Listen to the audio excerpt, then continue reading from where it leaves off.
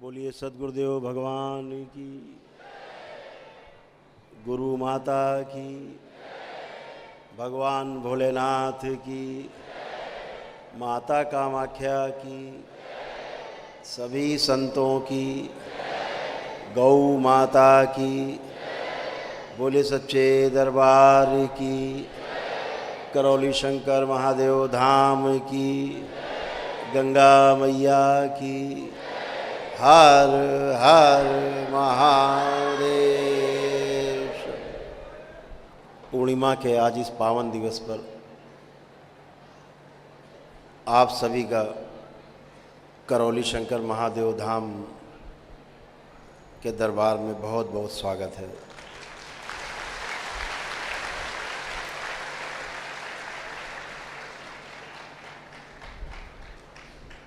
आज का ये दिन अविस्मरणीय दिन है। आज वो शुभ घड़ी है जिस घड़ी में आज आप बाबा के भक्त से शिष्य बनने जा रहे हैं।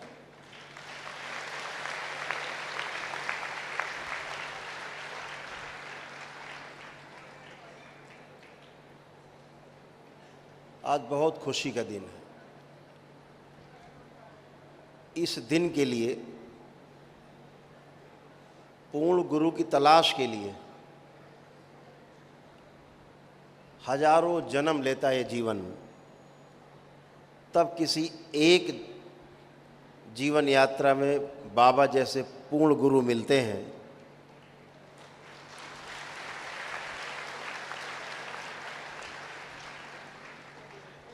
जो आपको अपनी उंगली पकड़ा करके और भव सागर को पार कराते हैं।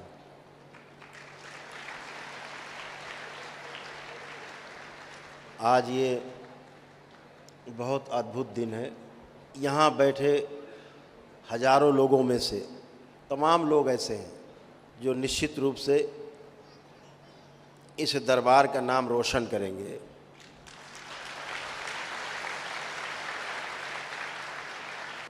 और कम से कम जो लोग दरबार का नाम रोशन नहीं कर पाएंगे, बाकी बचे लोग अपने माता पिता का नाम तो रोशन कर ही देंगे।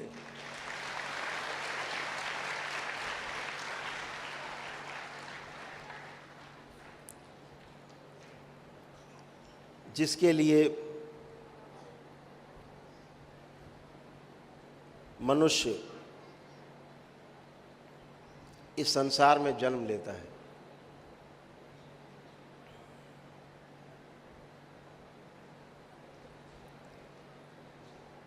जिसको ये दोनों चीज़ें प्राप्त हो जाती हैं, वो भव सागर से पार हो जाता है। सबसे पहले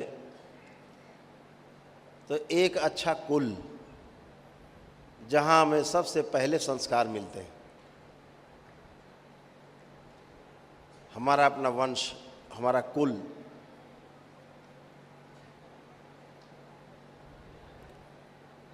और दूसरा हमारा गुरु। जब दो चीज़ें मिलती हैं तो ही 84 लाख योनियों के बंधन से मुक्ति संभव है।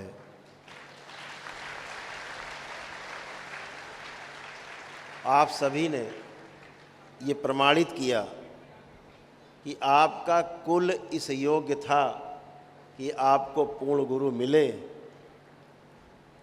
ये प्रमाणित इसलिए है कि आपने अपने पितरों की मुक्ति कराई है और भगीरथ जैसा पुण्य आपने अर्जित किया है।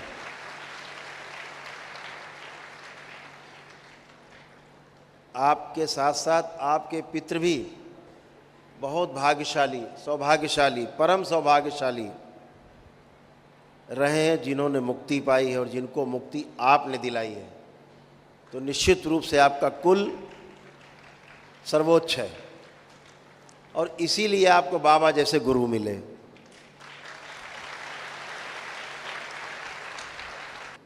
दरबार में जब आप जुड़ते हैं, दरबार आपकी पूरी सुरक्षा करता है। आपकी शारीरिक, आपकी मानसिक, आपकी आध्यात्मिक सुरक्षा करता है, आपकी पारिवारिक, आर्थिक और सामाजिक संरचना को बढ़ाता है, फैलाव करता है उसका, आपका यश बढ़ाता है, सम्मान बढ़ाता है। दरबार से जुड़ करके आपकी जो अगली पीढ़ी है, बच्चे हैं, उन्हें भी एक रास्ता दिख जाता है बड़ा, जो रास्ता आपको बचपन में नहीं मिला। आपके बच्चे, आपकी अगली पीढ़ी आपसे भी ज़्यादा सौभाग्यशाली है, जिन्हें अपने माता पिता के रहते ही पूर्ण गुरु का साया मिल गया है। बच्चे अपना रास्ता स्वयं तय करते हैं। जब कोई बच्चा हमसे पूछता है कि गुरुजी हम क्या काम करें आप बताइए, तो दरबार एक ही जवाब देता है, कोई भी काम करो, दरबार ने आपको इस योग्य बनाया है कि जो भी कार्य करोगे सफल होगे। दरबार किसी बंधन में आपको नहीं बांधता कि दरबार आपको बंधन में बांधे, कदापि नहीं। इसीलिए दरबार कहता है जितने भी कंठी माला पहने सब उतार के रख दो। ईश्वर ने जो शरीर बनाया, इससे बड़ा कंठी माला कुछ है नहीं।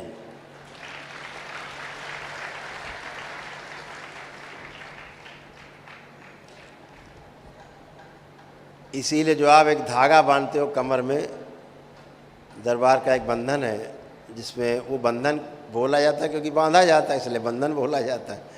अदरवाइज बंधन नहीं है, वो तो आपको मुक्ति प्रदान करने के लिए एक अस्त्र है, शस्त्र है।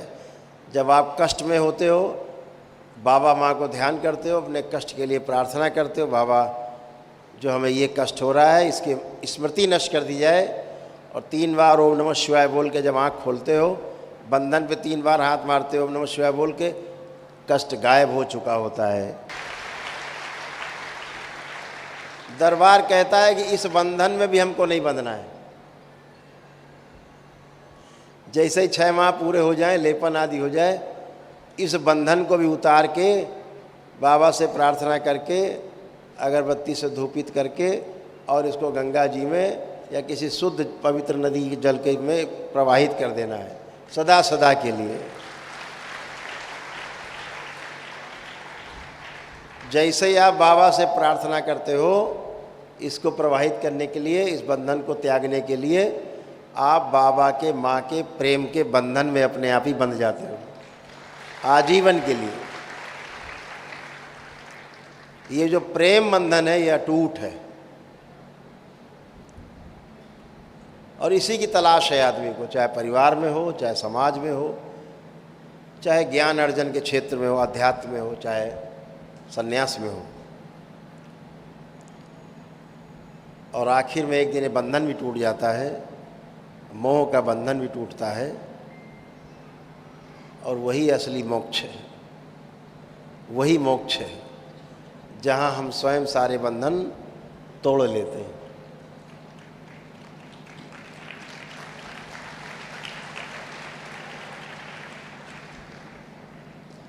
मोक्ष का अर्थ है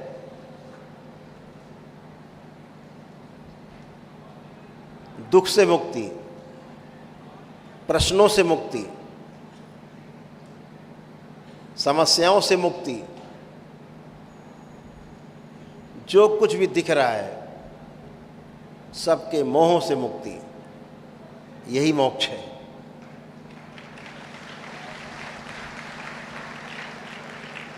आज हम देखते हैं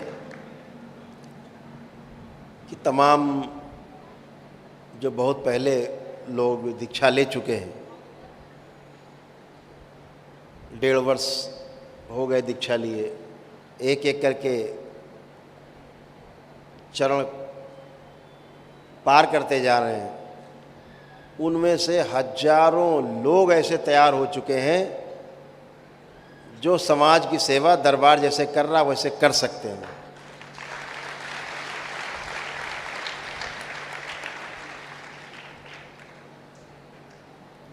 लेकिन ये जो सेवा है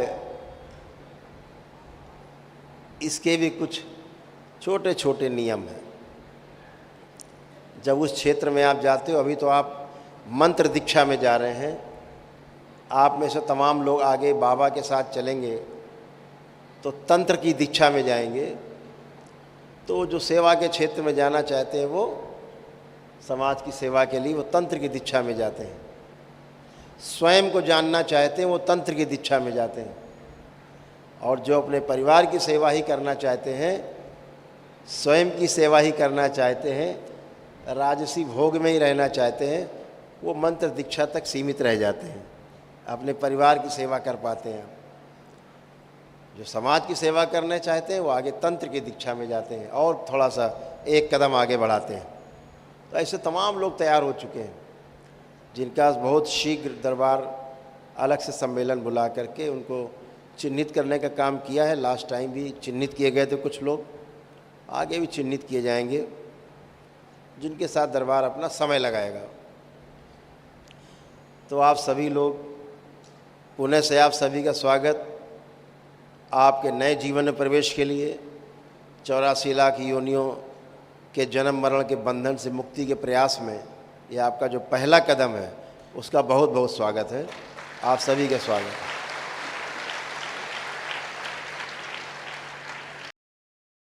आजकल लोग बहुत नारे लगा रहे हैं, गली गली में नारे लगा रहे हैं कि जो नहीं राम का वो नहीं किसी, ऐसा कुछ।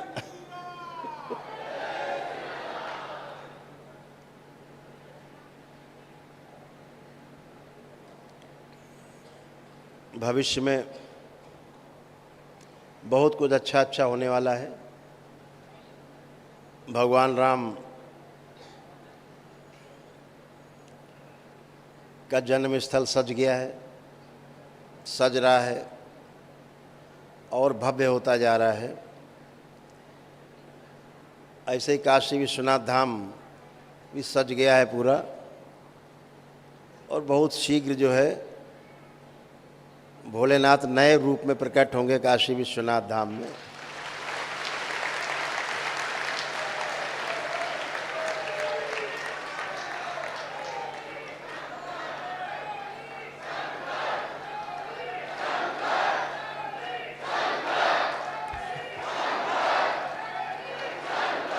बोलिए सद्गुरुदेव भगवान की।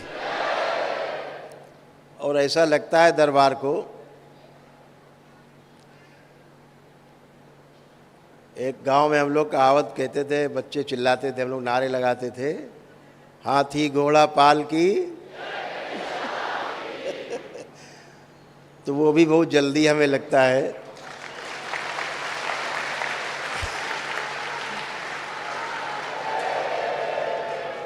वो भी जन्मभूमि, कन्हैया लाल की जो जन्मभूमि है, वो भी लगता है बहुत जल्दी उसके दर्शन सभी को सर्व सुलभ होंगे।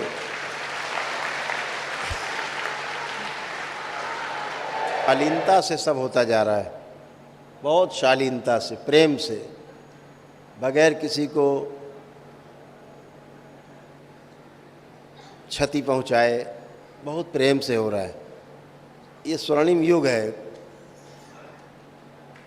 लग रहा है बहुत जल्दी बहुत कुछ शुभ होने वाला है।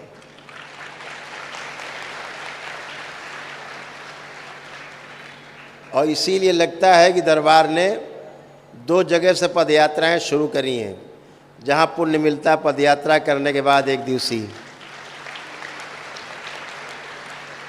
एक स्थान श्री काशी विश्वनाथ धाम से जो धाम सज रहा है, और दूसरा धाम श्री वृंदावन बिहारी लाल का धाम जो है। दोनों जगह से यात्राएं इसीलिए हमें लगता है दरबार ने शुरू की हैं। दोनों जगह से यात्रा करके पहुंचने वाले लोग दरबार, उनको पुण्य प्राप्त होते, वो स्वस्थ होते, उनका परिवार स्वस्थ होता है। तो ये बहुत अद्भुत है।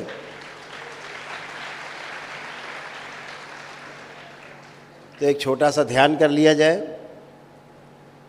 आज ज़्यादा लेक्चर की बजाय अभी लेक्चर कल भी होना है।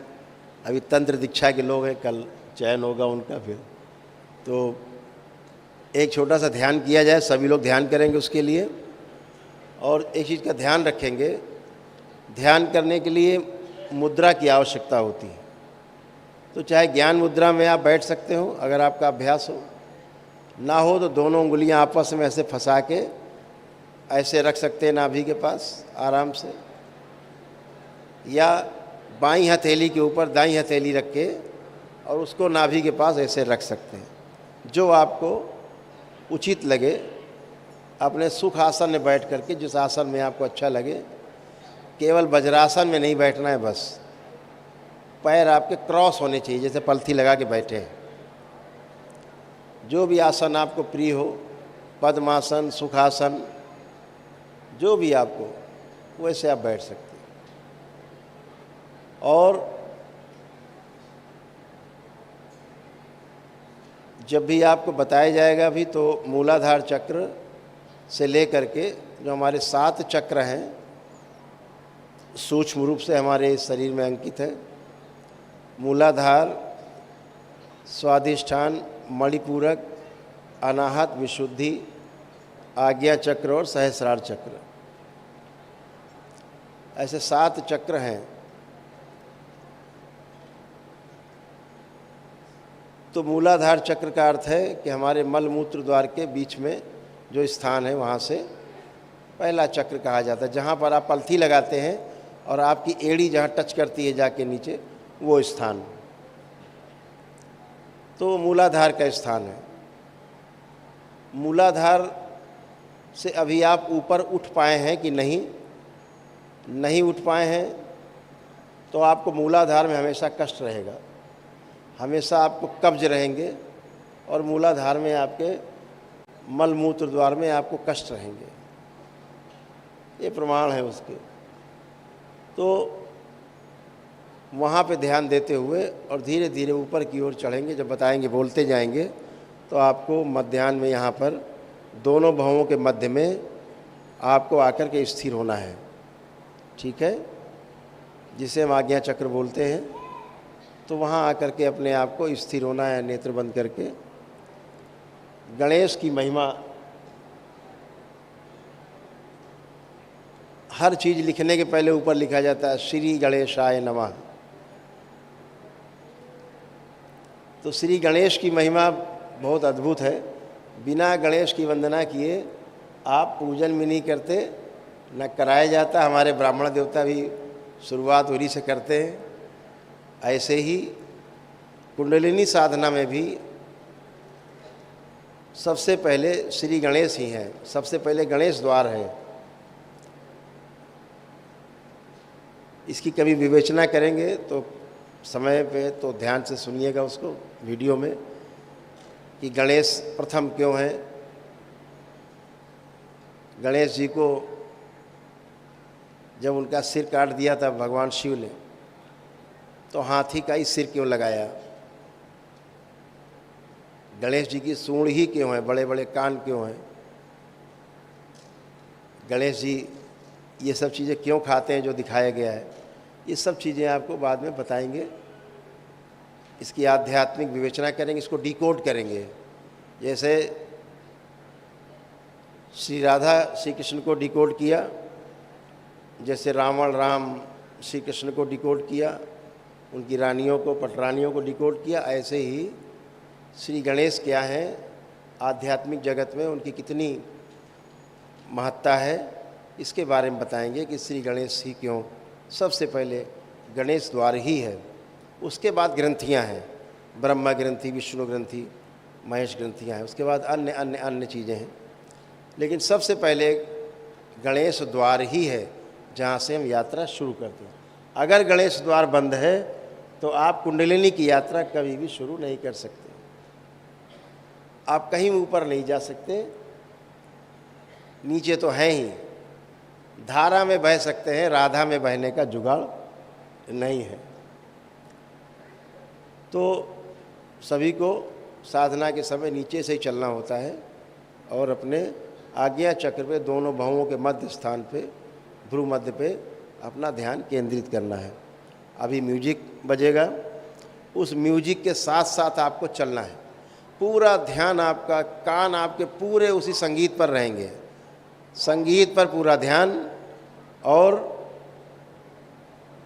यहाँ से ऐसे बिल्कुल सुनते रहना है, संगीत के साथ साथ बहना है, लेकिन यहाँ से बहना है।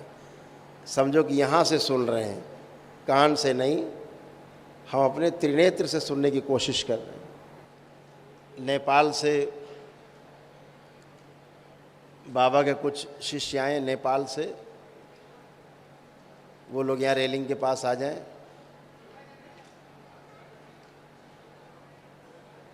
आप सबको जान के खुशी होगी कि बाबा का दरबार, पहले बाहर कर लो,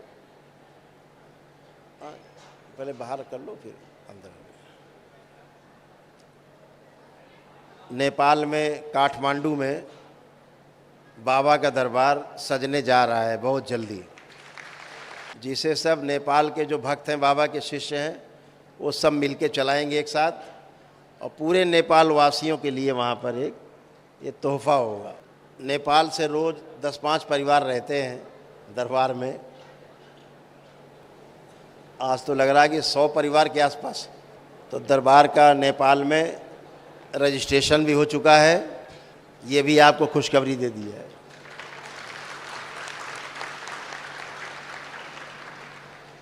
बहुत जल्दी ही जब कार्यक्रम बनेगा तो फिर आप सबको सूचना मिलेगी, तो आप सब लोग भी नेपाल चलने के लिए तैयार रहना।